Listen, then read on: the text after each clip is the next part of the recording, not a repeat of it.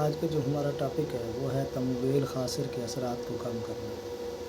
چلتے ہیں آپ ٹاپک کی طرف، سے پہلے آپ سے ریکویسٹ ہے کہ آپ میرے چینل کو سبسکرائب، لائک اور شیئر کر دیں۔ اب سوال یہ پیدا ہوتا ہے کہ تمویل خاسر کے اثرات کو کس طرح سے کم کیا جائے، تو اس سلسلے میں مختلف اقدامات ضروری ہیں جن پر عمل کر کے اس کے اثرات کو کم کیا جا سکے گا۔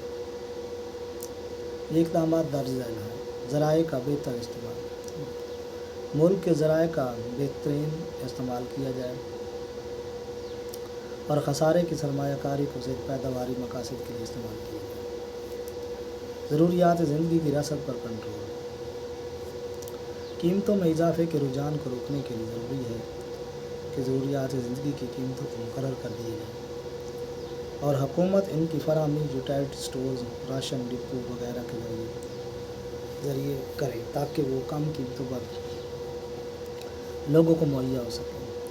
درآمدی و برآمدی پالیسی، حکومت کو اپنی درآمدی و برآمدی پالیسی اس طرح سے مرتب کرنی چاہیے کہ ملک میں ضروری اشیاء کی رسد کم نہ ہونے پائے، صرف وہی اشیاء برآمد کرنی چاہیے جو کہ وافر مقدار میں موجود ہوں، اور ان اشیاء کی درآمد پر پابندی ہونی چاہیے جو کہ تعیشات کے زمرے میں آتی ہیں۔ مالیاتی پالیسی، حکومت اپنی مالیاتی پالیسی کے ذریعے یہ افراط زر کو کنٹرول کر سکتی ہے۔ تعیشات پر بھاری محصول عائد کر دینے کی وجہ سے حکومت کو ٹیکسوں کی صورت میں بھاری رقم حاصل ہوگی، اسے وہ اپنے دیگر پیداواری کاموں میں لگا سکتی ہے۔